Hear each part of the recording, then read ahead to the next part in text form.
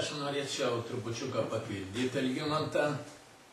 Pirmiausia, pataisyti, kad kreipėsi šauliai 4 kuopos ne į rinktinės vadą, o į sąjungos vadą. Kreipėsi į rinktinės vadą, pirmoji eilė. Nu, bet pagrindinai visus veiksmus tolimesnius atliko sąjungos rinktinės vadas. Ir tuo pagrindu Kojelis tapo, nebereikalingas Šaulių sąjungai. Nors jis, taip sakant, yra sąjungos garbės šaulys. Kitaip tariant, pagal įstatymą Šaulių sąjungos yra nusipelnęs Lietuvai žmogus. Ir vat, kai baigėsi jo pažymėjimo trukmės laikas, jam Šaulių sąjungos vadas nepratęsė pažymėjimo, kitaip tariant, jį pašalino iš Šaulių sąjungos. To pašalinimo reikalavo sąjungos vadas primygtinai iš mūsų kuopos vado Vrubliausko Rimanto.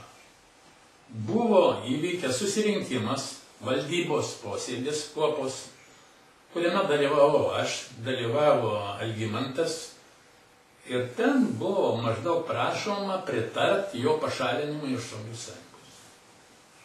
Galų gale buvo nuspręsta, kad sudarysim komisiją kuopos, komisijos pirmininku buvau paskirtas aš ir atlikau tyrimą. Kokie jam kaltinimai? Oficialių kaltinimų negalėjo pateikti ir nepateikė, todėl aš surašiau tokį aktą, kaip komisijos pirmininkas pasirašė.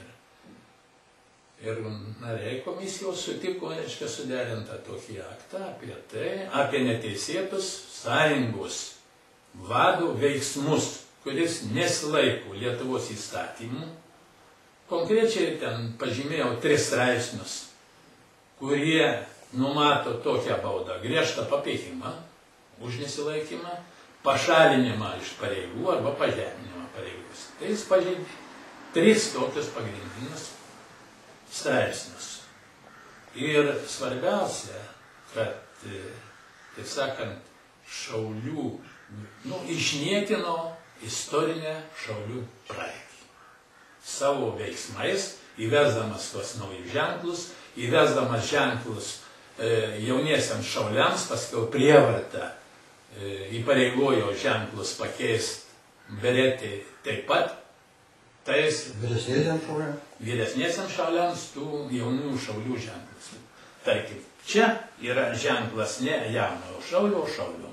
Ir aš jo nepakeičiau, kadangi man šitą ženklą įsegė, kaip stojau į Šaulių sąjungą, įsegė rinktinės vadas. Tai aš tų tradicijų.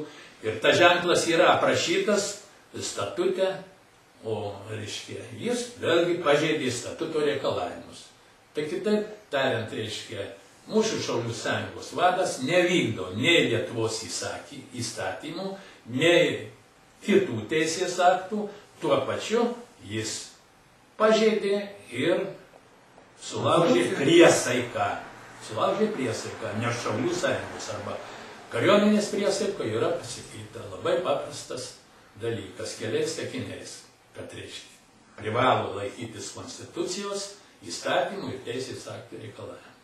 Prižada laikytis, jis pareigoja, pasižada. Tai, trumpai tariant, reiškia, tokie vyksta reikalai Šaulių sąjungoje.